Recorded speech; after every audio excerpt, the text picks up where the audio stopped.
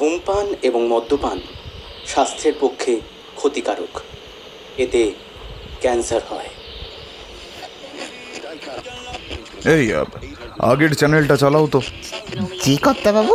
বলছি আগের চ্যানেলটা চালাও, এটা নয়। জি আগে চালাচ্ছি বাবু। নমস্কার, লেট নাইট মিস্ট্রিতে আপনাকে স্বাগত। আজকে আপনারা শুনবেন বেকার স্ট্রিটের বাসিন্দা শার্লক হোমসের কাহিনী, the adventure of black Peter. ঊনবিংশ শতাব্দীর শেষ ভাগ এবং বিংশ শতাব্দীর প্রথম ভাগে হোমসের প্রথম আত্মপ্রকাশ। হোমসের এই গল্পটি 1904 সালে ফেব্রুয়ারিতে কলিয়ার্স এবং মার্চ 1904 সালে দ্য স্ট্যান্ড ম্যাগাজিনে প্রকাশিত হয়েছিল। আজকের গল্পের সূত্রধার আমি আকাশ। শার্লক হোমসের চরিত্রে শুভদীপ নাথ, ওয়াটসনের ভূমিকায় স্নেহাদ্রি শেখর দাস। তাহলে আর দেরি না করে শুনে নেওয়া যাক আমাদের আজকের গল্প, the adventure of the black Peter.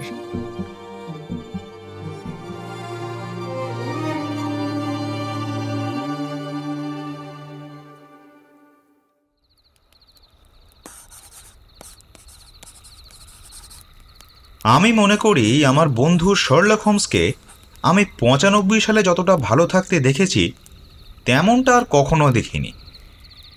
সে সময় ওর খ্যাতি উত্তরোত্তর বেড়েই চলেছে। ইনভেস্টিগেশনের কাজকর্ম চলছে পুরো দমে। আর আমাদের বেকার স্ট্রিটের বাড়িতে সেই সময় এমন এমন সব ক্লায়েন্টরা এসেছিলেন যে সেসব পরিচয় বরং গোপনই থাক। হ্যাঁ, তো যা বলছিলাম, পৃথিবীর অন্যান্য সকল মহান শিল্পীর মতোই হোমসও কেবলমাত্র ওর শিল্পের জন্যই বাঁচে।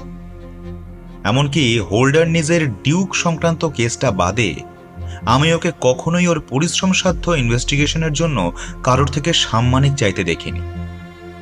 জাগতিক কোনো কিছুই যেন সেইভাবে প্রভাব বিস্তার করতে পারে না হোমসের উপর। কতবারই না এমন হয়েছে যে শুধুমাত্র কেস পছন্দসই লাগেনি বলে বিত্তবান ক্লায়েন্টদেরকেও মুখের ওপর না করে দিয়েছে। আবার কত সময় যে কেবল চ্যালেঞ্জিং কেস সলভ করবার লোভে অতি সাধারণ ক্লায়েন্টদের জন্য দিন রাত এক করে খেটে যেতেও দেখেছি ওকে। এই 95 সালটা একটা মনে রাখবার মতো বছর গেল বটে। বছরের শুরুই হলো কার্ডিনাল টোকসার আচমকা মৃত্যুর ঘটনা দিয়ে, যার ইনভেস্টিগেশনের দায়িত্ব কিনা স্বয়ং মহানুভব পোপ তুলে দিলেন হোমসের হাতে। এরপর ছিল শয়তান ক্যানাডি ট্রেনার উইলসনের অ্যারেস্ট হওয়ার ঘটনা। মনে হয়েছিল যেন পূর্ব লন্ডনের বুক থেকে এতদিনে একটা চিরকালীন ক্ষতর দাগ মুছতে পারা গেছে। এই দুটো বিখ্যাত কেসের পায়ে পায়েই এলো উডম্যানসলির বাসিন্দা ক্যাপ্টেন পিটার ক্যাবির হত্যার অত্যাশ্চর্য কাহিনী, যেটা না বললে শার্লক হোমসের অ্যাডভেঞ্চারের কোনো রেকর্ডই সম্পূর্ণ হবে না। সে বছর জুলাইয়ের প্রথম দিকে বেশ কিছুদিন শার্লকের কোনো পাত্তাই পেলাম না। আমাদের আড্ডার আসরেও তাকে দেখতে পাওয়া যেত না। তখনই বুঝলাম যে আমার বন্ধুর হাতে আবার কোনো বড়সড় কাজ এসেছে। এই সময় নাগাদ প্রতিদিনই একজন বলিষ্ঠ চেহারার লোক এসে ক্যাপ্টেন বেসিল নামক কারোর খোঁজ খবর করছিল। আন্দাজ করলাম কেসের কারণেই আবারও ছদ্মবেশ নিয়েছে। আর এই নামটা খুব সম্ভবত সেই সবেরই অংশ। লন্ডন শহরে কম করে 5 জায়গায় ওর গোপন ডেরা রয়েছে, যেখানে চাইলে ও বেশ কিছুদিনের জন্য গা ঢাকা দিয়ে থাকতে পারে। শার্লক কোনোদিনই ওর কাজকর্ম নিয়ে আমায় কিছু বলে না, আমিও ওকে জিজ্ঞাসা করি না। জোর দিয়ে কারোর পেটের কথা বের করে আনার অভ্যেস এমনিও আমার ধাতে নেই। তবে এরই মাঝে হঠাৎ একদিন এমন একটা ঘটনা ঘটল যাতে আমি বুঝলাম আমার বন্ধুর এইবারের কেসটি রীতিমতো গন্ডগোলের। সেদিনও জলখাবারের আগে শার্লক বাইরে কোথায় গেছিল।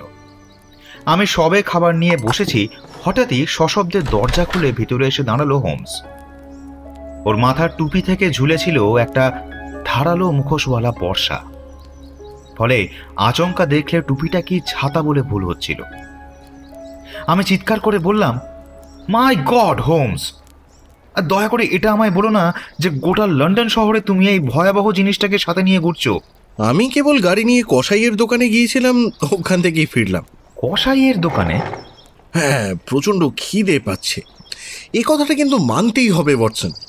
জলখাবারের আগে শরীরচর্চা করার সত্যি কোনো বিকল্প হতে পারে না। তবে আমি বাজি ধরে বলতে পারি যে আমি ঠিক কী ধরনের শরীরচর্চা করছিলাম তা তুমি ভাবতেও পারবে না। আমি ভাবার চেষ্টাও করব না। তুমি যদি সেই সময় কসাই অ্যালারডাইসের দোকানের পেছন দিকে থাকতে তাহলে দেখতে পেতে যে ছাদে লাগানো একটা হুক থেকে একটা নাদুস নদুস মরা শুয়োর ঝুলছিল, আর একজন পরিপাটি জামা পরা ভদ্রলোক তার হাতের বর্ষাটা দিয়ে বারবার গাঁথবার চেষ্টা করছিল ওটাকে। সেই ভদ্রলোকটি আমি নিজে। আর এত যুদ্ধের পর অবশেষে এইটুকু আমি বুঝতে পেরেছি যে নিজের সর্বশক্তি দিয়ে আঘাত করলেও এক চেষ্টায় শুয়োরটাকে আমি ধরাশায়ী কোনোভাবেই করতে পারবো না। আচ্ছা, তুমি কি একবার চেষ্টা করে দেখবে নাকি? পাগল হয়ে গেলেও করব না, কিন্তু আমায় বলো যে তুমি এসব কেন করছিলে? কারণ আমার মনে হয়েছিল উডম্যানসলির কেসটার সাথে এটার একটা পরোক্ষ যোগসূত্র রয়েছে। আরে হপকিন্স, এসো। তোমার চিঠিটা আমি গতকাল রাত্রেই পেয়েছি, তোমারই অপেক্ষা করছিলাম। এসো এসো, আমাদের সাথে জলখাবারে যোগ দাও। দেখলাম আমাদের অতিথি একজন অত্যন্ত সাবধানী ব্যক্তি, বয়স 30-এর কোঠায়, পরনে একটা সাধারণ উলের স্যুট, কিন্তু ওনাকে দেখে বোঝা যাচ্ছে যে বেশিরভাগ সময় টান টান অফিসিয়াল পোশাক পরে থাকার অভ্যেস রয়েছে বলেই। এই স্যুট পরেও পিঠ যথাসম্ভব সোজা করে দাঁড়িয়ে আছেন তিনি। ভদ্রলোককে দেখেই চিনতে পারলাম আমি, অল্প বয়সী police officer Stanley Hopkins. Holmes ওর ভবিষ্যৎ নিয়ে ভীষণই আশাবাদী। হপকিন্সও অত্যন্ত শ্রদ্ধার চোখে দেখেন হোমসকে। মনোযোগে ছাত্রের ভঙ্গিতে শেখার চেষ্টা করেন এই দুঁদে ডিটেকটিভের কাজ করার ধরনগুলো। দেখলাম আজ হপকিন্সের ভুরু জোড়ায় ঘন মেঘ ছেয়ে রয়েছে। থমথমে মুখ নিয়ে চেয়ারে বসতে বসতে তিনি বললেন, না স্যার, ধন্যবাদ। আমি জলখাবার সেরেই এসেছি। গত রাতেই শহরে এসে গেছিলাম। আমি গতকালই রিপোর্ট করতে চেয়েছিলাম। কি রিপোর্ট? এটাই যে আমি হেরে গেছি স্যার, আমি হেরে গেছি। তোমার কাজে একবারও সাফল্যের মুখ দেখনি, তাই বলতে চাইছো? তাই। তাহলে তো আমাকেই একবার বিষয়টা খতিয়ে দেখতে হয়। দয়া করে দেখুন মিস্টার হোমস, জীবনে প্রথমবার এত বড় দায়িত্ব এসে পড়েছে আমার ওপর, আর এর মধ্যেই আমি জেতার সব আশা হারিয়ে ফেলেছি। ফর গডস সেক আমায় সাহায্য করুন স্যার। আচ্ছা আচ্ছা, শান্ত হও। শোনো, এমনিতে এই কেস সংক্রান্ত কয়েকটা তথ্য প্রমাণ পাওয়া গেছে, সেই সবকটাকে গভীর যত্ন নিয়ে খতিয়ে দেখেছি আমি।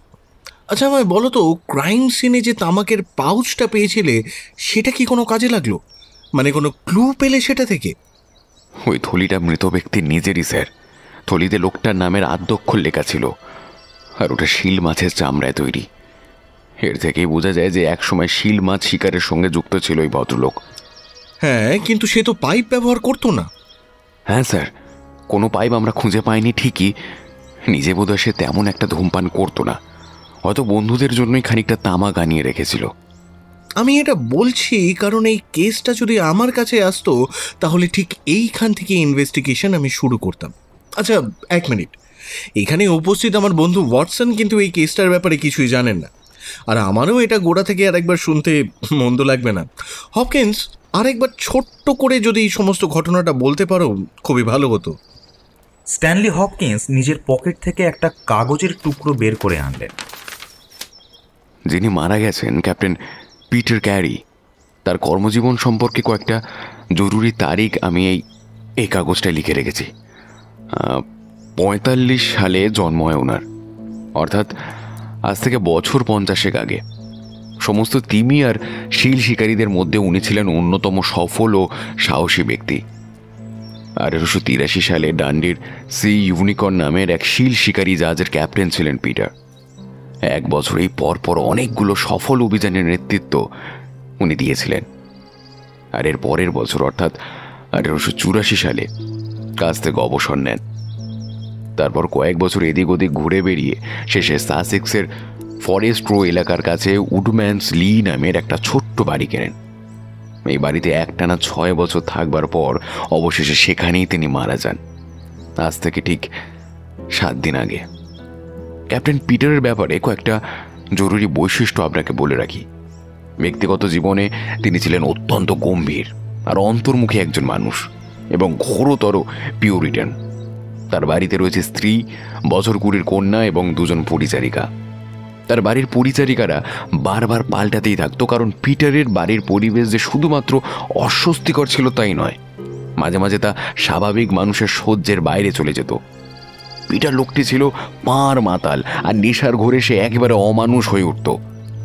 নেশাগ্রস্ত অবস্থায় প্রায় দিন সে তার বউ ও মেয়েকে মাঝরাতে বাড়ির বাইরে বের করে দিত, আর ততক্ষণ পর্যন্ত ওদের পেটাতে থাকতো যতক্ষণ না গোটা এলাকা ওনার মেয়ে বউয়ের চিৎকারে জেগে ওঠে। একবার তো সোজা হাজতেও যেতে হয়েছিল পিটারকে, কারণ সেবারে এলাকার বৃদ্ধ প্রিস্টকে আক্রমণ করেছিল সে। প্রিস্টের অপরাধ, তিনি পিটারকে মেয়ে বউয়ের ওপর অত্যাচার করতে বারণ করেছিলেন। এক কথায় বলতে গেলে পিটার ক্যারির মতন বিপজ্জনক লোক আপনি সচরাচর খুঁজে পাবেন না মিস্টার হোমস। আর আমি যতদূর জানি, জাহাজের নেতৃত্ব দেওয়ার সময়ও নিজের এই রূপেই থাকতো সে। ওনার আশেপাশের লোকেরা ওকে ব্ল্যাক পিটার নামে ডাকত। আর এই নাম যে কেবলমাত্র ওর অতিকায় চেহারা কিংবা লম্বা কালো দাড়ির জন্য দেওয়া হয়নি তা নিশ্চয়ই বুঝতে পারছেন। ওর প্রতিবেশীরা যে ওনাকে কতখানি ভয় পেত বা এড়িয়ে চলতো সেটার বলার অপেক্ষা রাখে না। আর আমি বাজি রেখে বলতে পারি, পিটারের মৃত্যুতে একটি মানুষকেও দুঃখ পেতে আমি দেখিনি। পিটার ক্যারির বিষয়ে খোঁজ খবর করতে গিয়ে ওনার কেবিনটার সম্পর্কে আপনি আগেই শুনেছেন মিস্টার হোমস, তবে আপনার বন্ধু খুব সম্ভবত শোনেননি। তাই বলি, নিজের জন্য একটা কাঠের আউট হাউস তৈরি করেছিলেন পিটার। এটাকে উনি নিজের কেবিন বলতেন। বাড়ির মাত্র 100 ইয়ার্ডের মধ্যে ছিল এই কেবিনটা, আর পিটার প্রতি রাতে এখানেই ঘুমাতে আসতো। এই 16x10 কেবিনটায় এই একটাই মাত্র ঘর রয়েছে। কেবিনের চাবিটা সবসময় থাকতো পিটারের পকেটে। সে নিজেই বিছানা করতো, ঘর পরিষ্কার করতো, অন্য একজন মানুষকেও এ বাড়ির চৌকাটের ভেতর পা রাখতে দিত না সে। ছোট্ট বাড়িটার মুখোমুখি 2 দেওয়ালে রয়েছে 2টো খুবড়ি জানলা, কিন্তু এই জানলাগুলোতে সব সময় পর্দা টানা থাকতো। পিটার কখনোই খুলতো না সেগুলোকে। এই জানলাগুলোর মধ্যেই একটার মুখ ছিল রাস্তার দিকে, আর রাতের বেলা যখন ওই জানলা দিয়ে সামান্য আলোর রেখা দেখতে পাওয়া যেত, প্রতিবেশীরা অবাক হয়ে ভাবত ব্ল্যাক পিটার ভেতরে কি এমন কাজ করতে পারে। তবে সামান্য যেটুকু এভিডেন্স আমরা এই কেসের ক্ষেত্রে পেয়েছি তার সবটাই কিন্তু এই একটা জানলার জন্য। বুঝলেন মিস্টার হোমস? এই ঘটনাও হয়তো আপনি শুনেছেন যে খুনটার 2 দিন আগে রাত 1টার সময় ফরেস্ট রোয়ের রাস্তা দিয়ে বাড়ি ফিরছিল এক স্লেটার নামের এক রাজমিস্ত্রি। পিটারের কেবিনটা পার হওয়ার সময় ভেতরের আলো জ্বলতে দেখে খানিকটা কৌতূহলবশতই সে দাঁড়িয়ে পড়ে। গাছগাছালির ফাঁক দিয়ে এসে পড়া চৌকানো হলুদ আলোটা তার চোখ টানছিল, আর তখনই জানলার পর্দা একটা মানুষের মুখের ছায়া সে দেখতে পায়। একপাশে মাথা ফিরিয়ে নিয়ে কথা বলছিল সেই ছায়ামূর্তি, আর স্লেটার দিব্যি দিয়ে বলতে পারে যে লোকটা সি ইউনিকর্ন ডান্ডি, যা দেখে বোঝা যাচ্ছে যে খুনটা নেহাতি অত্যন্ত তাড়াহুড়োতে রাগের মাথায় করা হয়েছে। খুনি হাতের কাছে যা অস্ত্র পেয়েছে তাই তুলে নিয়েছে। আরও একটা বিষয়, খুনটা হয়েছে রাত 2টো নাগাদ, অথচ মৃত্যুর সময় পিটার ক্যারির পরনে রয়েছে পরিপাটি জামা কাপড়। তাছাড়া পাশের টেবিলে 1 বোতল রাম আর 2টো ময়লা কাঁচের গ্লাস পেয়েছি আমরা। ফলে এই কথাও পরিষ্কার হয়ে যায় যে পিটার ক্যারির সাথে কোনো বিশেষ অ্যাপয়েন্টমেন্ট ছিল খুনির। ইন্টারেস্টিং। আচ্ছা, রাম ছাড়া আর কোনো স্পিরিট জাতীয় লিকুইড ছিল কি ঘরে? হ্যাঁ, তা ছিল বই কি। কাঠের ট্রাঙ্কের ওপর একটা মদের কেসে আরও 2টো বোতল ছিল তখনও, একটা ব্র্যান্ডি আর একটা হুইস্কি। তবে ও দুটো আমাদের কোনো কাজের নয়। বোতল 2টো একেবারে ভর্তি ছিল, কেউ বোধহয় হাতই লাগায়নি ওগুলোতে। প্রত্যেকটা জিনিসই আমার কাজের, হপকিন্স। যাই হোক, এই কেসে অন্য যে যে জিনিসগুলো গুরুত্ব পেয়েছে বলে তোমার মনে হচ্ছে সেগুলো আমায় বলো। একটা তামাকের থলি রাখা ছিল টেবিলের ওপর। টেবিলের কোনখানে? একেবারে মাঝখানে। শিল মাছের রুক্ষ চামড়া দিয়ে তৈরি করা হয়েছে থলিটা। থলির মুখের ঢাকনার ভেতরে লেখা রয়েছে পিসি, অর্থাৎ পিটার ক্যারি। থলির ভেতরে অর্ধেক আউন্স মতন তামাকও ছিল তখনও। এক্সেলেন্ট। আর স্ট্যানলি হপকিন্স নিজের পকেট থেকে একটা মলিন নোটবুক বের করে আনল। নোটবুকটার বাইরের মলাট খসখসে, পাতাগুলো হলদেটে হয়ে গেছে। প্রথম পাতায় লেখা রয়েছে কারোর নামের আদ্যক্ষর, JHN, আর লেখা রয়েছে একটা সাল 1883। টেবিলের উপর নোটবুকটাকে রেখে খুঁটিয়ে পরীক্ষা করতে লাগলো শার্লক। আমি আর হপকিন্স ঝুঁকে পড়লাম ওর দুই কাঁধের ওপর দিয়ে। দ্বিতীয় পাতায় ছাপানো অক্ষরে লেখা রয়েছে CPR। এরপর কয়েকটা পাতা ভর্তি শুধুই নম্বর। সেই পাতাগুলোর কোনোটায় হেডিং দেওয়া রয়েছে আর্জেন্টাইন, কোনোটায় কোস্টারিকা, কোনোটায় বা সান পাওলো। প্রতিটা পাতাতেই রয়েছে অসংখ্য নম্বর আর চিহ্ন। এগুলোর অর্থ কি বলে তোমার মনে হচ্ছে হপকিন্স? মিস্টার হোমস, আমার মনে হয় এগুলো স্টক এক্সচেঞ্জ সিকিউরিটি লিস্ট। যেমন ধরুন JHN কোনো ব্রোকারের নামের আদ্যক্ষর, আর CPR তার ক্লায়েন্ট। তাই? কিন্তু আমার তো মনে হচ্ছে CPR এর অর্থ ক্যানাডিয়ান প্যাসিফিক রেলওয়ে। এই স্বর, আমি কতখানি বোকামি করছিলাম এতক্ষণ। হ্যাঁ, আপনি ঠিকই বলেছেন মিস্টার হোমস। আর সেক্ষেত্রে শুধু JHN এর অর্থ খুঁজে পেলেই এই কেসের সমাধান হয়ে যাবে। তবে আমি সমস্ত পুরনো স্টক এক্সচেঞ্জ লিস্ট তন্ন তন্ন করে খুঁজে ফেলেছি। কোথাও 1883 সালের এমন কোনো লিস্ট পাইনি যেখানে এই নামের কোনো ব্রোকার রয়েছে। আমার মনে হয় ওই রাতে পিটারের ঘরে অন্য যে ব্যক্তিটি উপস্থিত ছিল তার নামের সাথে এর কোনো যোগসূত্র অবশ্যই রয়েছে। হয়তো এই ডকুমেন্টটা, যেখানে গুরুত্বপূর্ণ সিকিউরিটি সম্পর্কে এত কিছু বলা হয়েছে, খুন করার কারণটাও এখান থেকে খুঁজে পাওয়া যাবে, আমি নিশ্চিত। শার্লককে দেখে বোঝাই যাচ্ছিল যে এই নতুন পাওয়া সূত্রটি ধরে ভাবনার অনেক গভীরে সে ডুব দিয়েছে। তোমার কোনো কথাকেই উড়িয়ে দিচ্ছি না আমি। এই নোটবুকটার কথা তো আমি আগে জানতামই না, ফলে এতক্ষণ পর্যন্ত এই খুনটা সম্বন্ধে আমি যে যে থিওরিগুলো তৈরি করেছিলাম সেই সব কিছুই আবার নতুন করে ভাবতে হবে। আচ্ছা, যে সিকিউরিটি বা সম্পত্তিগুলোর কথা এখানে বলা রয়েছে সেগুলোর একটারও কি খোঁজ খবর করে দেখেছো তুমি? তল্লাশির জন্য অফিসে লোক তো পাঠিয়েছে ঠিকই, কিন্তু মুশকিল হলো এই স্টক হোল্ডারের রেজিস্টারটা সাউথ আমেরিকায় রয়েছে, আর আমাদের হাতে তা পৌঁছাতে পৌঁছাতে কয়েক সপ্তাহ কেটে যাবেই। শার্লক এতক্ষণ ম্যাগনিফাইং গ্লাস দিয়ে নোটবুকের কভারটা ভালো করে পরীক্ষা করছিল। কিছুর একটা দাগ লেগে রয়েছে এর গায়ে। হ্যাঁ স্যার, রক্তের। আপনাকে বললাম না, খুন যেখানে হয়েছে সেই ঘরের মেঝে থেকে এটা তুলে এনেছি আমি। নোটবুকের কোন দিকে লেগেছিল দাগটা, উপরে না নিচে? ওটার যে পিঠটা মেঝেতে ঠেকেছিল, মানে শুধু সেই দিকে। অর্থাৎ কিনা খুনটা হওয়ার পর এটা মেঝেতে পড়ে গেছে, রাইট? এক্স্যাক্টলি স্যার, আমারও এটাই মনে হয়েছে। খুব সম্ভবত ঘটনাস্থল থেকে দৌড়ে পালানোর সময় খুনের পকেট থেকে এটা পড়ে যায়, আর এমনিও এটা দরজার কাছেই পড়েছিল। আচ্ছা, এই নোটবুকে যে সম্পত্তিগুলোর কথা লেখা আছে এগুলোর কোনোটাই তো পিটারের সম্পত্তি নয়, তাই তো? না স্যার। ক্রাইম সিনে কি ছোটখাটো ডাকাতি জাতীয় কিছু হয়েছে বলে মনে হয় তোমার? না স্যার, ঘটনার পর নতুন করে আর কোনো কিছুতেই হাত পড়েছে বলে মনে হয় না। এই কেসটা কিন্তু ভীষণ ইন্টারেস্টিং হয়ে উঠেছে। আচ্ছা, ক্রাইম সিনে কি কোনো নাইফ ছিল? ছিল, তবে খাপের মধ্যেই। মৃত ব্যক্তির পায়ের কাছে পড়েছিল। মিসেস ক্যারি ওটাকে নিজের স্বামীর সম্পত্তি বলে চিহ্নিত করেছেন। শার্লক খানিকক্ষণ চিন্তা করে নিয়ে বলল, সেক্ষেত্রে আমার মনে হয় আমার একবার ঘটনাস্থলে গিয়ে দেখা উচিত। স্ট্যানলি হপকিন্স উচ্ছ্বাসে প্রায় কেঁদে ফেলে বলল, thank you sir, thank you so much. আপনি আমার বুকের থেকে একটা ভার নামিয়ে আনলেন। Thank you so much sir. এক সপ্তাহ আগে হলে কাজটা বেশি সহজ হতো, তবে এখন গেলেও হয়তো খানিকটা লাভ হতে পারে। ওয়াটসন, তুমিও যদি নিজের কাজের মধ্যে অল্প সময় বার করে আমাদের সাথে আসতে পারো খুবই ভালো হয়। আর হপকিন্স, তুমি এক্ষুনি একটা গাড়ির ব্যবস্থা করো, তাহলে ঘন্টাখানেকের মধ্যেই আমরা ফরেস্ট রোড পথে যাত্রা করতে পারবো।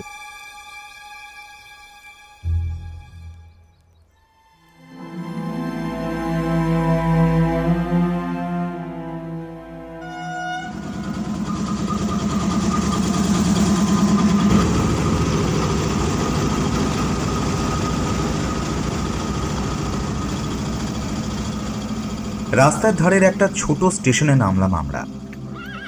সেখান থেকে গাড়ি চলল একটা বিস্তৃত বনাঞ্চলের মধ্য দিয়ে। এই জঙ্গল একসময় আরও অনেক ঘন ছিল। স্যাক্সন ইনভেডারদের দখলে ছিল এটা, যদিও পরবর্তীকালে এখানে লোহার খনি খুঁজে পাওয়ায় জঙ্গলের বেশিরভাগটাই কেটে ফেলা হয়। এখন অবশ্য সেই ব্যবসা দেশের উত্তর দিকে সরিয়ে নিয়ে যাওয়া হয়েছে, আর এই অংশে ফেলে রেখে গেছে অতীতের ক্ষতগুলো। বনাঞ্চলের মাঝের কিছুটা জায়গা ফাঁকা, সেখানে একটা সবজি টিলার গা জুড়ে দাঁড়িয়ে রয়েছে একটা নিচু ছাদওয়ালা পাথরের বাড়ি। তার সামনের মাঠ পার করে আঁকাবাঁকা রাস্তা চলে গেছে বহু দূর। বাড়ি থেকে খানিকটা দূরে আর রাস্তার খানিকটা কাছে রয়েছে একটা ঝোপে ঘেরা ছোটখাটো আউট হাউস। এই আউট হাউসেই কয়েকদিন আগে হয়ে গেছে খুনটা। স্ট্যানলি হপকিন্স আমাদের প্রথমেই বাড়িটার দিকে নিয়ে গেল, পরিচয় করিয়ে দিল মৃত পিটারের স্ত্রীর সঙ্গে। মহিলাকে দেখে মনে হলো তিনি অনেক বছর ধরে অসুস্থ রয়েছেন, কিংবা বহুদিন খেতে পাননি ঠিকমতো। তার মাথার সমস্ত চুল ধূসর, চোয়াল ভাঙা, চোখের তলায় গভীর কালি, যেন অনেক দিন ধরে একটানা আতঙ্কে বাঁচতে বাঁচতে ক্লান্ত হয়ে পড়েছেন তিনি। দেখা হলো ওনার মেয়ের সাথেও। মেয়েটির মুখ আশ্চর্য রকমের ফ্যাকাশে, চুলের রং সোনালি। আমাদের দেখেই সে বলে উঠল যে বাবার মৃত্যুতে সে যার পণ্যায় খুশি। যে খুনির হাতে বাবা প্রাণ হারিয়েছে তাকে উদ্দেশ্য করে ধন্যবাদ জানালো মেয়েটি। দেখলাম ওর দু চোখে যেন আগুন জ্বলে উঠল কথা বলতে গিয়ে। বলাই বাহুল্য যে ব্ল্যাক পিটার ক্যারি যত্ন নিয়ে নিজের বাড়িটাকে এমন একটা অস্বাভাবিক জায়গা বানিয়ে তুলেছিল। বাড়ি থেকে বেরিয়ে আউট হাউস অর্থাৎ পিটারের কেবিনটার দিকে পা চালালাম আমরা। সূর্যের আলোয় মাখা সবুজ মাঠগুলো আবারও চোখে পড়তে যেন একটা লম্বা নিঃশ্বাস নিলাম প্রাণ ভরে। কেবিনটা অত্যন্ত সাধারণ একটা বাড়ি, কাঠের দেওয়াল, পাথরের ছাদ, একটা জানলা দরজার পাশেই, অন্যটা দূরে জঙ্গলের দিকে মুখ করা। স্ট্যানলি হপকিন্স নিজের পকেট থেকে কেবিনের চাবিটা বার করে আনলো, ঝুঁকে পড়ে ঠেকালো তালার গায়ে, আর তারপরেই হঠাৎ চমকে উঠে পিছিয়ে গেল খানিকটা। বলল, কেউ এখানে হাত দিয়েছিল। এ বিষয়ে সত্যিই সন্দেহের কোনো অবকাশ ছিল না। দরজার আশেপাশের কাঠের গায়ে অসংখ্য আঁচড়ের দাগ দেখতে পেলাম আমরা। দরজার রঙের মধ্যে দিয়ে সেই সাদা দাগগুলো দেখে বোঝা যাচ্ছে যে এই আঁচড় খুব আগের নয়। শার্লক জানলাটাকে পরীক্ষা করে দেখছিল। এটার উপরেও বল প্রয়োগ করেছে কেউ, যদিও অনেক ধাক্কা দিয়েও সে এটাকে খুলতে পারেনি। খুবই কাঁচা চোর বলতে হবে। কিন্তু এসব খুবই অদ্ভুত লাগছে আমার। আমি বাজি ধরে বলতে পারি কাল সন্ধ্যাতেও এসব ছিল না এখানে। আমি বললাম, ও হতে পারে এলাকারই কেউ, বুঝলে, কৌতূহল বসে হয়তো উঁকি ঝুঁকি মারছিল। এমনটা তো হওয়ার কথা নয়। এলাকার কেউ এ বাড়ির ছায়াও মানাতো না, আর এই কেবিনের দিকেও তো ভুলেও নয়। আপনার কি মনে হয় মিস্টার হোমস? আমার মনে হয় ভাগ্যদেবতা আমার উপর যথেষ্ট সদয় হয়েছেন। মানে আপনি কি বলতে চাইছেন যে সেই চোর আবারও এদিকে আসবে? It's very probable. ভেতরে ঢোকবার জন্যই এসেছিল লোকটা। দরজা খোলা না পেয়ে একটা ছোট্ট পেন নাইফ জাতীয় কিছু দিয়ে খোঁচাখুচি করেছে, কিন্তু ব্যর্থ হয়ে ফিরে যায়। বলো তো তার কি করা উচিত এখন? পরের রাতেও আসা উচিত, আরো ধারালো কোনো অস্ত্র নিয়ে। ইয়েস, হি মাইট। বরং আমরা যদি তাকে অভ্যর্থনা করার জন্য এখানে না উপস্থিত থাকি, সেটাই কিন্তু অন্যায় হবে। যাই হোক, চলো কেবিনের ভেতরটা একবার দেখে আসা যাক। রক্তের দাগ ঘর থেকে মুছে ফেলা হলেও সমস্ত আসবাবপত্র আগের মতোই রাখা আছে এখানে। 2 ঘন্টা ধরে অত্যন্ত মনোযোগের সাথে সবকিছু উল্টে পাল্টে দেখল শার্লক, যদিও ওর মুখ দেখে বোঝা যাচ্ছিল যে তেমন কিছু লাভ হচ্ছে না। অবশেষে একবার ইনভেস্টিগেশন থামিয়ে উঠে দাঁড়ালো সে।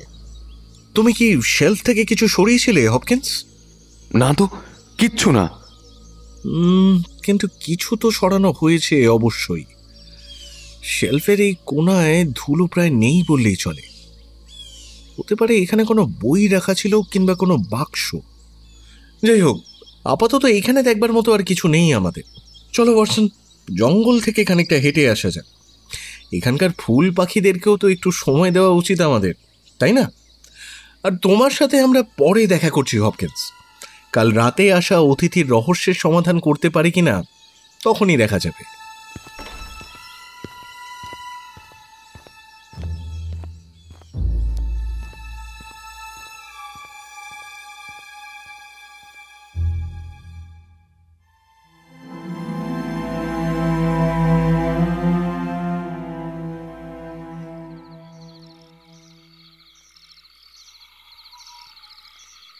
আমাদের গোপন অভিযান শুরু হলো রাত 11টার খানিকটা পরে।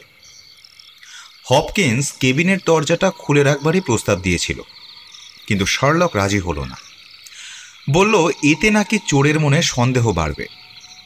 ওর পরামর্শে খুবই সাধারণ দেখে একটা তালা লাগানো হলো দরজায়, যাতে কেবলমাত্র একটা শক্ত ছুরি দিয়ে মোচড় দিলেই সেটা খুলে ফেলা যায়। শার্লক এটাও বলল যে ঘরের ভিতরে অপেক্ষা না করে বরং কেবিন থেকে একটু দূরে ঝোপের মধ্যে গিয়ে লুকিয়ে থাকাই আমাদের উচিত, যাতে আমাদের নিশাচর অতিথি যদি কোনো আলো জ্বালায় তা দূর থেকেই চোখে পড়ে আমাদের। মনে হচ্ছিল এই একটা রাতই যেন অনন্তকাল ধরে থেমে রয়েছে। তবে তেমন বিরক্ত লাগছিল না, একটা গা ছমছমে ভাব যেন আমাদেরকে ঘিরে রেখেছিল। যেমনভাবে কোনো অভ্যস্ত শিকারী জলাশয়ের পাশে গুঁড়ি মেরে শুয়ে বাঘের অপেক্ষা করে, তেমনভাবেই অপেক্ষা করছিলাম আমরা। এমন ঘন অন্ধকারের মাঝে কার দেখা পেতে চলেছি আমরা? কোনো নোক দাঁতওয়ালা বাঘের, যে কিনা দেখা মাত্র ঝাঁপিয়ে পড়বে আমাদের উপর, নাকি কোনো ধূর্ত শিয়ালের, এক ফোঁটা অসাবধান হলেই যার হাতে মৃত্যু অবধারিত? কোনো মতে নিঃশ্বাস চেপে শুয়ে রইলাম আমরা। প্রথম দিকে যে কটা পায়ের শব্দে চমকে উঠছিলাম, দেখা গেল সেগুলো সবই গ্রামবাসীদের পায়ের আওয়াজ। কিন্তু রাত বাড়ার সাথে সাথে একে একে সব রকম শব্দ শান্ত হয়ে গেল, আর আমাদের ঘিরে ছেয়ে গেল এক অখণ্ড নিস্তব্ধতা। শুধু বহু দূর থেকে ভেসে আসতে লাগলো চার্চের ঘণ্টার ধ্বনি, যা আমাদের জানান দিতে লাগলো যে রাত্রি ঠিক কত প্রহর হয়েছে। একসময় শব্দ শুনে বুঝলাম আমাদের মাথার উপরে বিছিয়ে থাকা গাছের পাতায় ঝিরঝিরে বৃষ্টি পড়তে শুরু করেছে। দেখতে দেখতে ঘড়ির কাঁটায় রাত্রি 2:30 বেজে গেল। হঠাৎ গেটের দিক থেকে একটা ছোট্ট আওয়াজ ভেসে আসতেই চমকে উঠলাম আমরা তিনজনেই। কেউ একজন এসেছে। আবার অনেকক্ষণের জন্য সবকিছু চুপ হয়ে গেল। সবে ভাবতে শুরু করেছি যে ওটা হয়তো আমাদের শোনার ভুল ছিল, হঠাৎই কেবিনের পাশ থেকে ভেসে আসলো কারোর হাঁটার শব্দ, সাথে কোনো ধারালো বস্তু দিয়ে ধাতুর উপরে আঘাত করবার আওয়াজ। কেউ তালা ভাঙার চেষ্টা করছে। হয়তো এইবারে সে আগের থেকেও বেশি দক্ষতার সাথে চেষ্টা করছে, কিংবা আগের চাইতেও বেশি ধারালো অস্ত্র নিয়ে এসেছে সাথে। খানিকক্ষণের মধ্যেই তালাটা ভেঙে গেল। লোকটা একটা দেশলাই জ্বালিয়ে ফেলল, আর মুহূর্তেই ছোট্ট কেবিনটা ভরে গেল মোমবাতির আলো। মোটা পর্দার অন্য পাশে দাঁড়িয়ে আমরা প্রাণপণে বুঝবার চেষ্টা করতে লাগলাম ভিতরে ঠিক কি চলছে। আমাদের নিশাচর অতিথি একজন রোগা লম্বাটে গড়নের অল্প বয়সী ছেলে। তার চুপসানো মুখের সাথে কালো সরু গোঁফটা বেশ মানানসই। ছেলেটার বয়স 20 বছরের বেশি হতেই পারে না, আর বোঝাই যাচ্ছিল যে সে ভীষণ ভয় পেয়ে রয়েছে। ওর পা রীতিমতো কাঁপছিল, দাঁতে দাঁতে ঠোকা লেগে বেরিয়ে আসছিল অদ্ভুত খটখট আওয়াজ। ছেলেটার পোশাক বেশ ভদ্রলোকের মতো, উপরে একটা নরফক জ্যাকেট আর নিচে নিকারবোকার্স জাতীয় ফোলা ট্রাউজার্স, মাথায় কাপড়ের টুপি। ভয়ার্ত চোখে চারিদিকে সে তাকাচ্ছিল। তারপর সন্তর্পণে মোমবাতিটা টেবিলের উপর নামিয়ে রেখে কোথায় যেন আড়াল হয়ে গেল। ফিরে এলো হাতে একটা মোটা বই নিয়ে। বুঝলাম সেটা শেলফে রাখা লগবুকগুলোর মধ্যে কোনো একটা। সেটা টেবিলে নামিয়ে রেখে ঝুঁকে পড়ে দ্রুত পাতা উল্টাতে লাগলো ছেলেটা। খুঁজতে খুঁজতে একসময় সে একটা বিশেষ পাতায় এসে থেমে গেল। রাগে তার হাত মুঠো হয়ে এলো। লগবুকটা তড়াম করে বন্ধ করে রেখে দিল আগের জায়গায়। আর তারপরই সে নিভিয়ে দিল মোমবাতিটাকে। ছেলেটা বোধহয় সবে কেবিনের বাইরে পা রেখেছে, হপকিন্স হাত বাড়িয়ে ওর কলার চেপে ধরল। আর অন্ধকারে দাঁড়িয়ে আমি শুনতে পেলাম ছেলেটার ভয়ার্ত চিৎকার।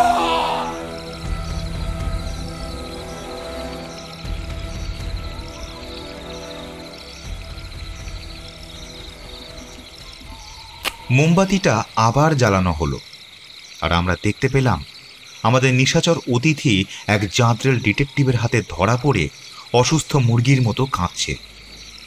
ছেলেটা কোনো মতে কাঠের ট্রাঙ্কটার উপরে বসে পড়ল আর করুণ চোখে তাকাতে লাগলো আমাদের তিনজনের মুখের দিকে।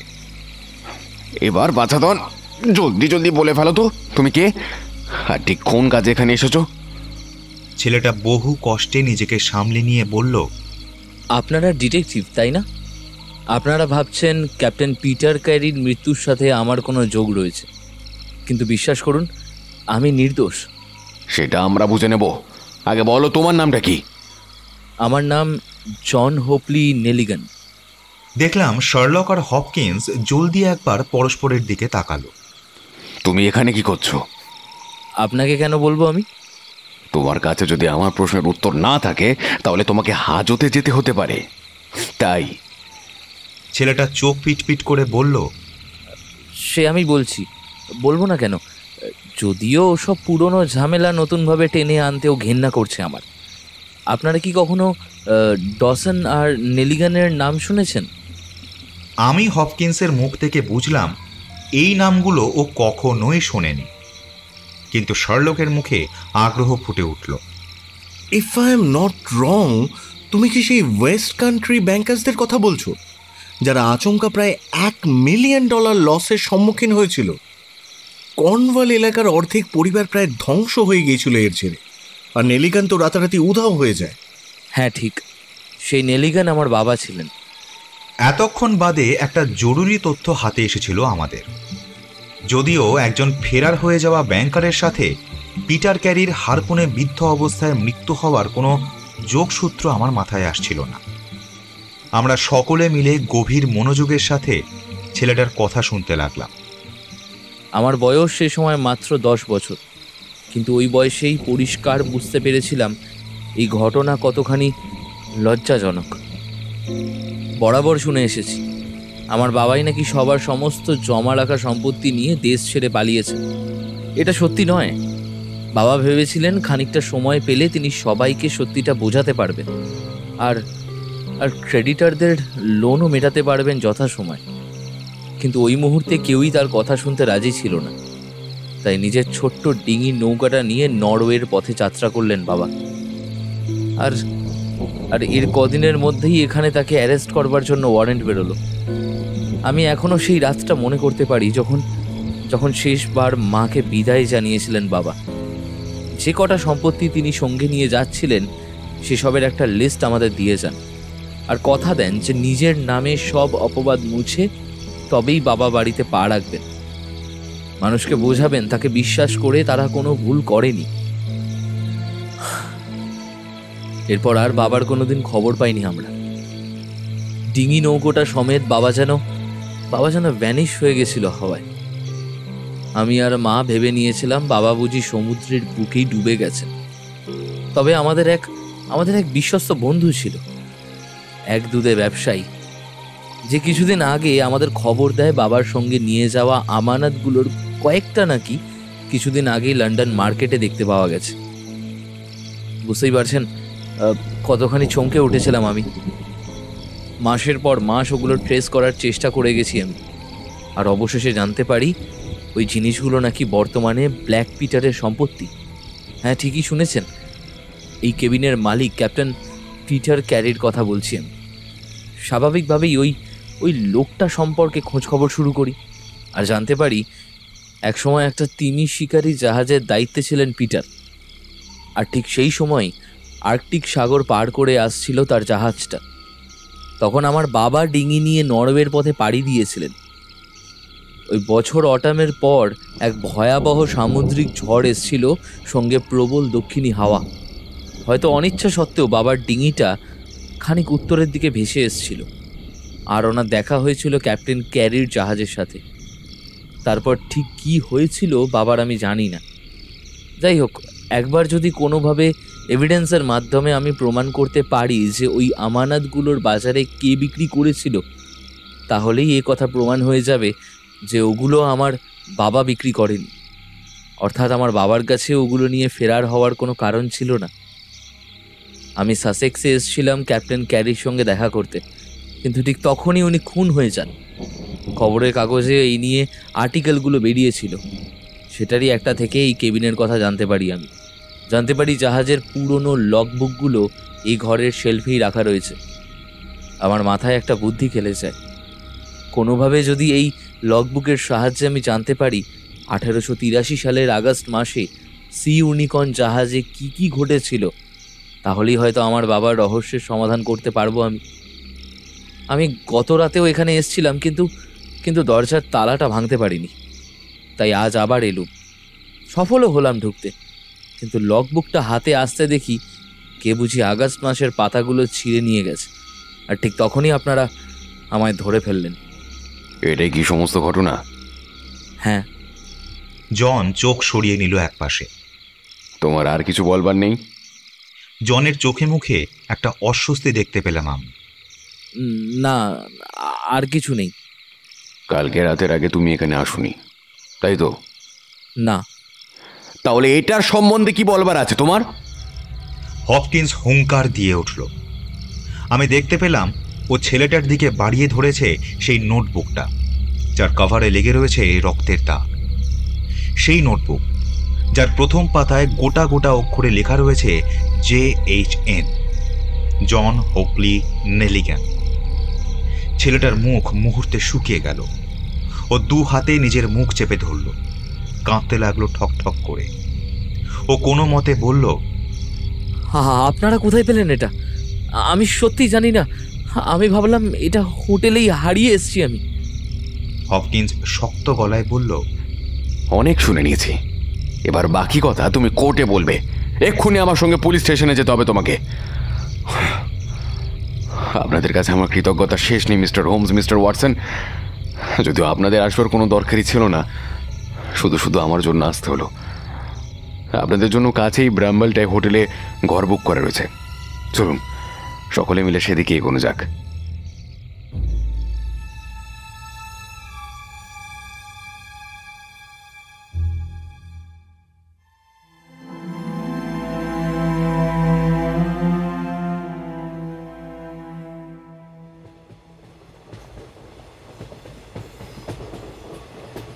পরদিন সকালে ফিরবার সময় শার্লক আমাকে বলল, এই গোটা ঘটনায় তোমার কি মনে হয় ওয়াটসন? আমি দেখতে পাচ্ছি তুমি সবটা নিয়ে খুশি নও। ঠিক খুশি নই বলা যায় না, আমি স্যাটিসফাইড। কিন্তু আমি ভেবেছিলাম হপকিন্স আরও ম্যাচিওরভাবে কেসটাকে হ্যান্ডেল করবে। To be honest, I am disappointed with Stanley Hopkins. Criminal ইনভেস্টিগেশনের প্রথম শর্তই হলো একটা বিকল্প ভেবে রাখা আর একটা অল্টারনেট এক্সপ্লানেশন। বিকল্প বলতে? অর্থাৎ কিনা আমি এই মুহূর্তে যেমনভাবে ইনভেস্টিগেশন করছি তেমনটা। এটা আমি এখনই তোমায় খুলে বলতে পারবো না, হয়তো শেষমেশ কিছুই জুটবে না, তবুও আমি এটার শেষ দেখে তবেই ছাড়ব।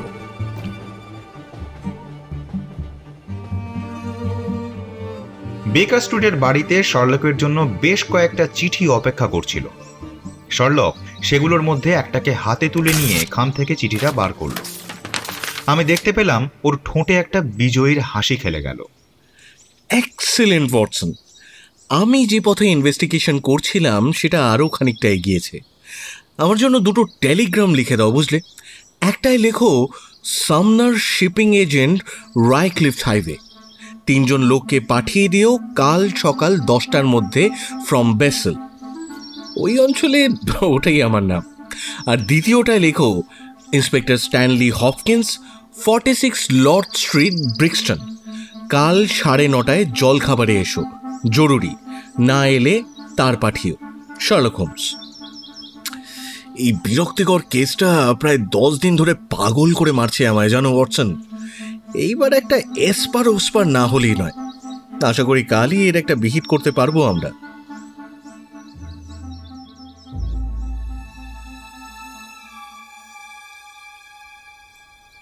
পরের দিন একেবারে নির্দিষ্ট সময়ে এসে হাজির হলো ইন্সপেক্টর স্ট্যানলি হপকিন্স।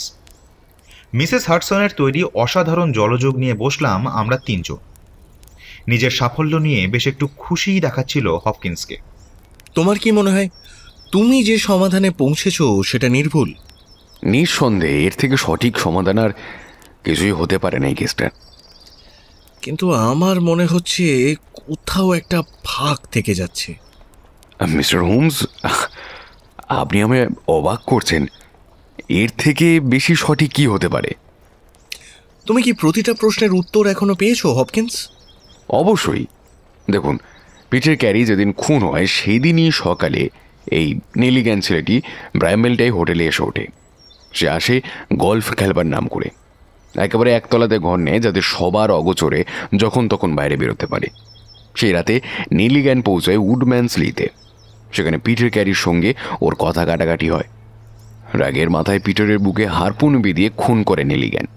কিন্তু খুনটা করে সে ভয় পায় পাছে পুলিশের হাতে ধরা পড়ে যায়, তাই কোনো মতে প্রাণ বাঁচিয়ে পালিয়ে যায়। আর এই তাড়াহুড়োতে তার পকেট থেকে পড়ে যায় তার নোটবুকখানা। সেটা নেলিগ্যান সাথে এনেছিল যাতে হারিয়ে যাওয়া আমানতগুলো নিয়ে প্রশ্ন তুলতে পারে পিটারের সামনে। মিস্টার হোমস, আপনি খেয়াল করলে দেখবেন ওই নোটবুকে লেখা কয়েকটা নামের পাশে টিক চিহ্ন দেওয়া রয়েছে, আর বেশিরভাগের পাশে নেই। যেগুলোই টিক দেওয়া সেগুলো অলরেডি লন্ডন মার্কেটে খুঁজে পেয়ে গেছে, আর বাকিগুলো খুব সম্ভবত এখনও পিটার ক্যারির জিম্মায়। আর তাই ওর বাবার ক্রেডিটারদের কাছে দোষমুক্ত হওয়ার জন্য নেলিগ্যান মরিয়া হয়ে ওঠে।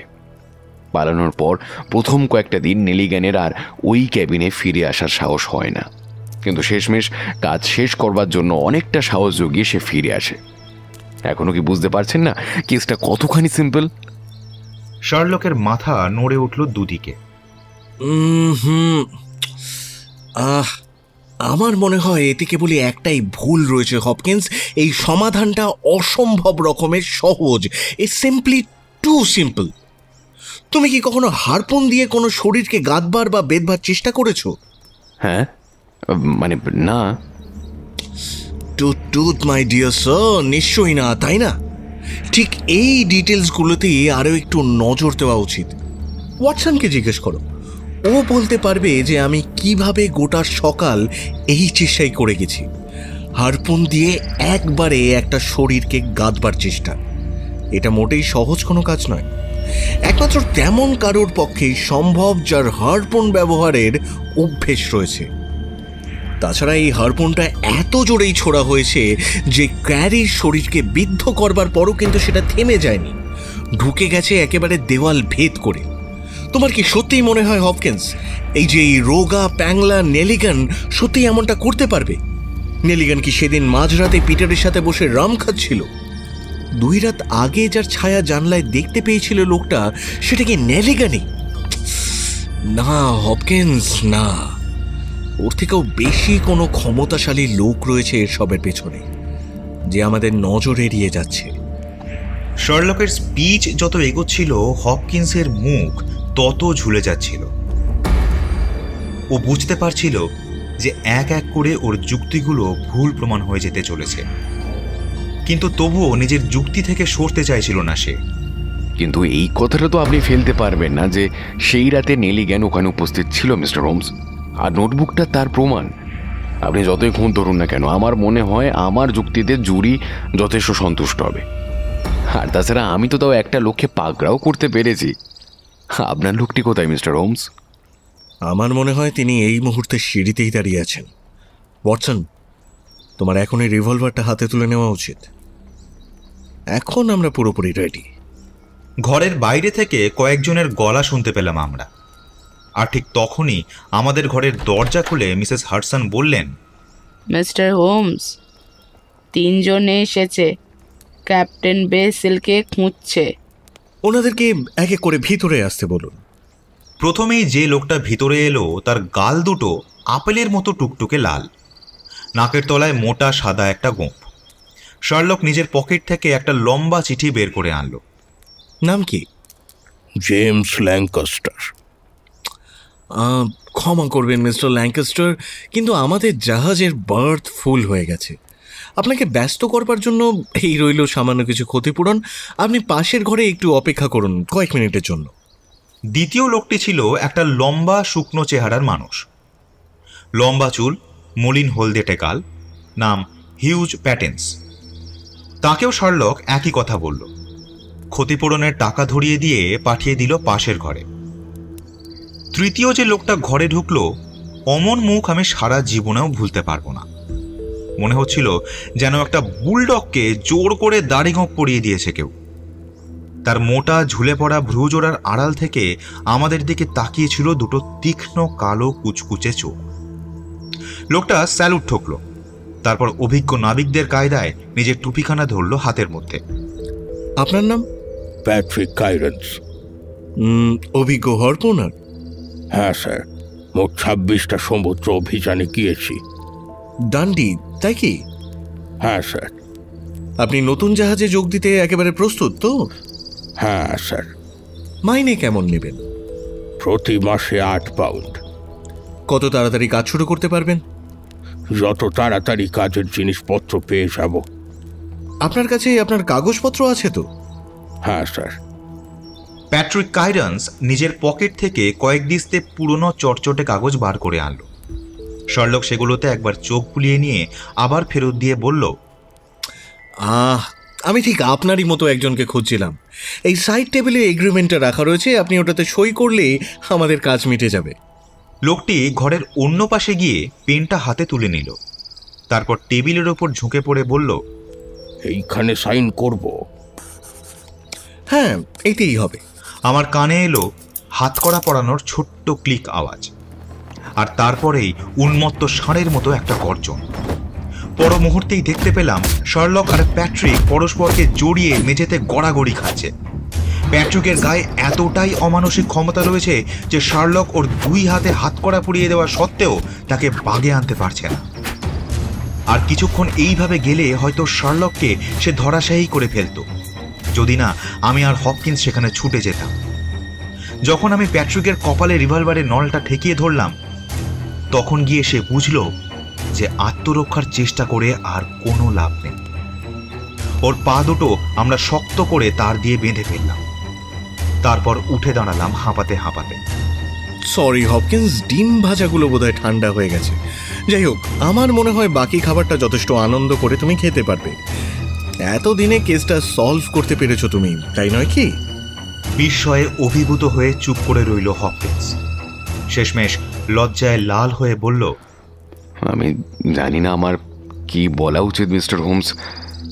এখন আমার মনে হচ্ছে শুরু থেকেই বোকার মতন কাজ করছিলাম আমি। এখন বুঝতে পারছি কেন আপনি আমার গুরু আর আমি আপনার শিষ্য। এখন বুঝতে পারছি আপনি কি করছিলেন এতদিন ধরে, কিন্তু কিভাবে করলেন সেটাই তো মাথায় ঢুকছে না। ঠিক আছে বন্ধু, আমরা সকলেই অভিজ্ঞতা থেকে শিখি। এইবারের অভিজ্ঞতা থেকে তুমি এটাই শিখলে যে বিকল্পকে কখনো অবহেলা করতে নেই। নেলিকানকে নিয়ে তুমি এতটাই ব্যস্ত হয়ে পড়েছিলে যে পিটার ক্যারির আসল হত্যাকারী প্যাট্রিক কাইরেন্সের কথা তোমার মাথাতেই আসেনি। হঠাৎ আমাদের কথার মাঝেই চিৎকার করে উঠল প্যাট্রিক, দেখুন মিস্টার, আপনারা যেভাবে বোকা বানিয়ে আমায় গ্রেপ্তার করছেন সে নিয়ে আমার কোনো অভিযোগ নেই, কিন্তু যে জিনিসের যা নাম সেটাকে তাই বলাই ভালো। আপনারা বলেছেন আমি পিটার ক্যারিকে খুন করেছি। আমি বলছি আমি সজ্ঞানে মেরে ফেলেছি পিটার ক্যারিকে। দুটোর মধ্যে তফাৎ রয়েছে। হয়তো আপনারা আমার কথায় বিশ্বাস করছেন না, ভাবছেন আমি কথা ঘোরানোর চেষ্টা করছি। না, তা আমরা ভাবছি না। আপনার যা যা বলার ইচ্ছে আছে আপনি বলতে পারেন। আমি ঈশ্বরের শপথ নিয়ে বলছি আমার বলা প্রতিটা কথা সত্যি। আমি তো ব্ল্যাক পিটারকে নতুন দেখছি না। ও যেমনই নিজের পকেট থেকে একটা ধারালো ছুরি বের করলো, আমি তৎক্ষণাৎ হারপুনটা দিয়ে ওর বুকে ফোড় করে দিলাম। আমি বুঝতে পারছিলাম কোনো একজনকে মরতে হবেই, নয় ও আর নয়তো আমি। এভাবে মরেছে পিটার। আপনারা চাইলে এটাকে খুন বলতে পারেন, এমনিও সেদিন মরলে ওর হাতে মরতাম, আজ আপনারা ফাঁসিতে ঝোলাবেন, কি আর তফাৎ? সেদিন রাতে কেন গেছিলেন ওর কেবিনে? তাহলে বরং শুরুর থেকে সবটা বলি আপনাকে। আমাকে একটু বসিয়ে দিতে পারবেন? তাহলে কথা বলতে সুবিধা হতো। এই সব শুরু হয় 83 সালে, আগস্ট খুব সম্ভবত। পিটার ক্যারি তখন সি ইউনিকর্ন জাহাজের ক্যাপ্টেন, আর আমি ওই জাহাজেরই একজন হারপুনার। সেদিন একটা বড় আইসবার্গ কাটিয়ে কোনো মতে দক্ষিণী হাওয়ার উৎপাত সামলে বাড়ির পথে ফিরছিলাম আমরা, যখন আমাদের দেখা হয় একটা ছোট ডিঙি নৌকার সাথে। হাওয়ার তোড়ে উত্তরে ভেসে এসেছিল সেটা। ডিঙিটায় একটা মাত্র লোক ছিল। দেখে বোঝা যাচ্ছিল সমুদ্র সম্বন্ধে তেমন ধারণা তার নেই। নাবিকরা ভেবেছিল লোকটা বুঝি ডিঙি চেপে নরওয়ে কোস্টের দিকে চলেছে। আমার মনে হয়েছিল লোকটার জাহাজের বাকি সবাই হয়তো ডুবে গেছে জলে, সে একা ডিঙি নিয়ে প্রাণ বাঁচিয়েছে কোনো মতে। আমরা লোকটাকে জাহাজে তুলে নিলাম। লোকটার সাথে ক্যাপ্টেন বহুক্ষণ ধরে কথা বললেন তার বন্ধ ঘরে। লোকটা সাথে করে নিয়ে এসেছিল একটা বড় সড়ো টিনের বাক্স। লোকটার নাম আমার একবারও কানে আসেনি, আর ঠিক দ্বিতীয় রাতেই লোকটা এমনভাবে গায়েব হয়ে গেল যেন কখনো সে আসেইনি এই জাহাজে। রটিয়ে দেওয়া হলো লোকটা নাকি স্বেচ্ছাতেই ঝাঁপ দিয়েছে জলে, নয়তোবা ঝড় বাদলার জন্য এমনি হুমড়ি খেয়ে সাগরে পড়ে গিয়েছে। কিন্তু কেবলমাত্র একটি লোকই জানত বাস্তবে কি হয়েছে, আর সেই মানুষটা আমি। রাতের গভীর অন্ধকারে আমি নিজের চোখে দেখেছি ক্যাপ্টেন নিজেই লোকটাকে জাহাজ থেকে ধাক্কা মেরে ফেলে দেয়। যেদিন আমরা পোর্টল্যান্ড লাইটস দেখলাম তার ঠিক 2 দিন আগের ঘটনা এটা। যাই হোক, আমি চুপ করেই ছিলাম, দেখতে চাইছিলাম শেষ অবধি ঠিক কী ঘটে। আমরা স্কটল্যান্ড ফিরে আসার পর খুব সহজেই এই ব্যাপারে চুপ করিয়ে দেওয়া হলো সবাইকে। কেউ আর কোনো প্রশ্নও করল না। একটা অচেনা লোক একটা অ্যাক্সিডেন্টে মরে গেছে, তাতে কার কি আসে যায়? এর পরপরই পিটার ক্যারি সমুদ্র ছেড়ে সরে আসেন পাকাপাকি। এরপর বহু বছর ওর কোনো খোঁজই আমি পাইনি। আমি আন্দাজ করেছিলাম যে অচেনা লোকটার কাছে থাকা ওই টিনের বাক্সটার জন্যই পিটার এসব করেছেন। এতদিনে হয়তো সেটা বেচে বড় লোক হয়ে গেছেন, তাই ভেবেছিলাম ওকে ব্ল্যাকমেল করব, চুপ থাকার বদলে টাকা চাইব ওর কাছ থেকে। এক নাবিকের থেকে খোঁজ পেলাম যে উনি এখন লন্ডনে রয়েছেন, আর তাই আমিও চলে এলাম এখানে। প্রথম যে রাতে আমাদের কথা হয় পিটার খুব সহজেই সব কিছু স্বীকার করে, আর আমাকে আমার প্রাপ্য টাকা দিতেও রাজি হয়ে যায়।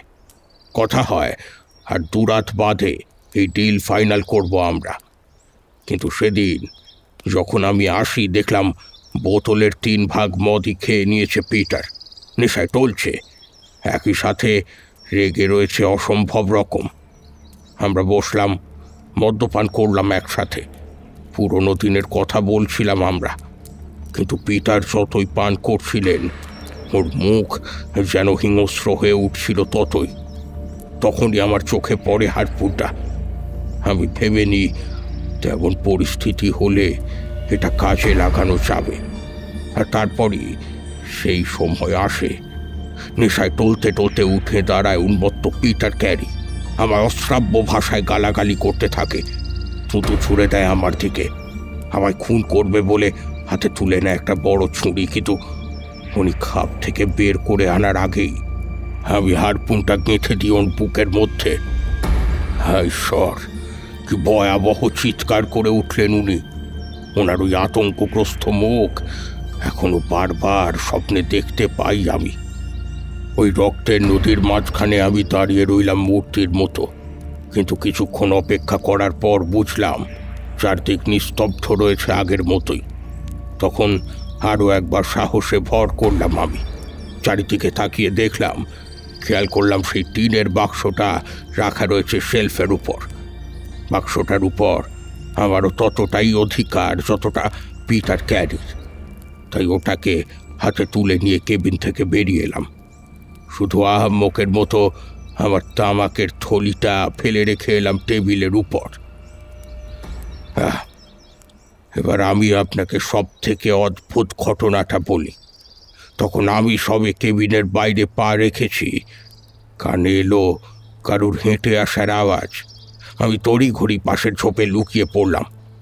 দেখতে পেলাম একটা লোক পা টিপে টিপে কেবিনে এসে ঢুকলো, আর তারপরই চিৎকার করে উঠল যেন ভূত দেখেছে।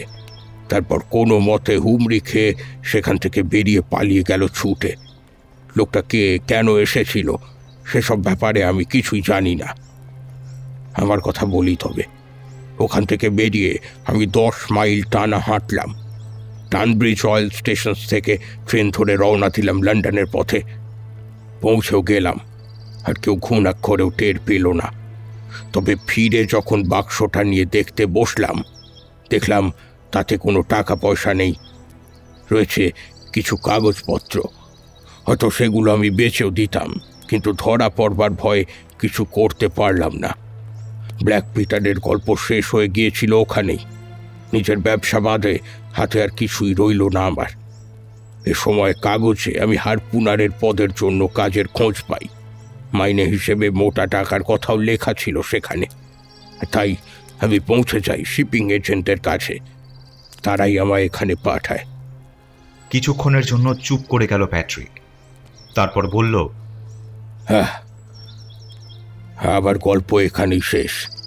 তবে এখনো আমি এ কথাই বলবো যে আইনের উচিত ব্ল্যাক পিটারকে মারার জন্য আমায় ধন্যবাদ দেওয়া। একটা ফাঁসির দড়ির খরচ আমি বাঁচিয়ে দিয়েছি। শার্লক উঠে দাঁড়িয়ে আগুন ধরালো ওর পাইপে, বলল, নতুন তো সাপ বয়ান। হপকিন্স, এবার আমার মনে হয় তোমার আগের অপরাধীকে ছেড়ে দেওয়ার সময় এসেছে।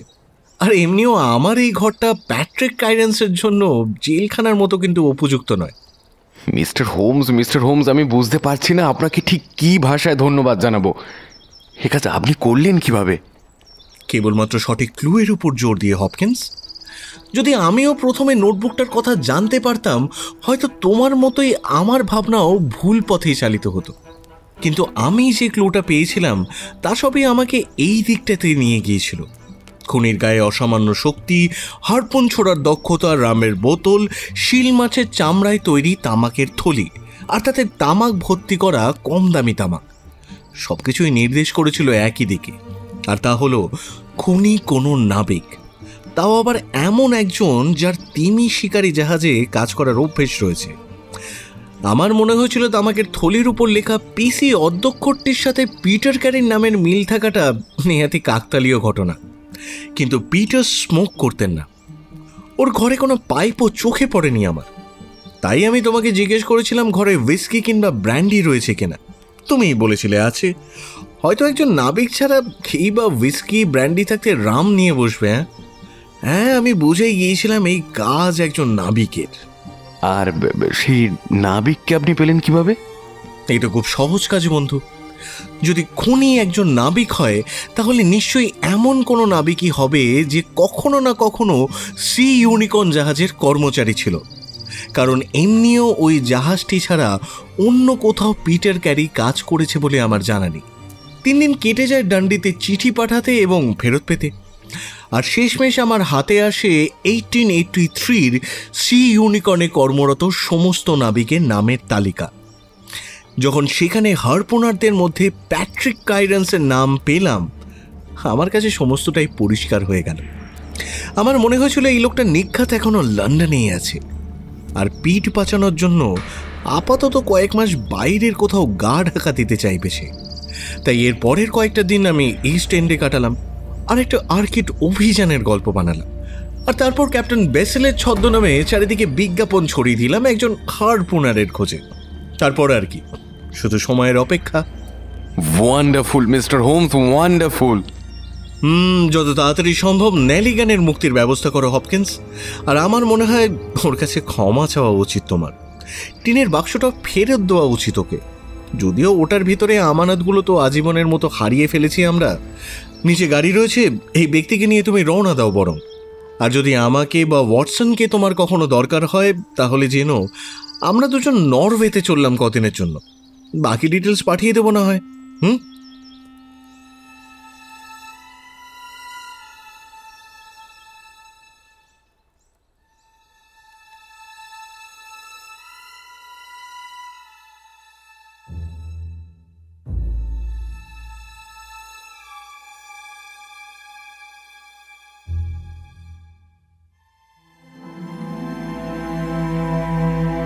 ধন্যবাদ আমাদের সঙ্গে থাকার জন্য। আজকে আপনারা শুনলেন শার্লক হোমসের গল্প the adventure of the black Peter. আজকে আপনাদের সঙ্গে ছিলাম সাহিত্য সমাহার থেকে আমি আকাশ, বং স্টোরি সার্কেল থেকে ছিলেন শুভদীপ নাথ, এখন গল্প থেকে বর্ষা, মৌলিকি মিডিয়া থেকে দীপম এবং স্নেহাদ্রি। আজকের গল্পের আবহ, পোস্টার, নির্দেশনায় শুভজিৎ বটব্যাল। তাহলে আজকের মতো বিদায়, দেখা হচ্ছে পরের সপ্তাহের নতুন কোনো গল্প নিয়ে। সকলে ভালো থাকবেন, ভালোবাসায় থাকবেন। ধন্যবাদ।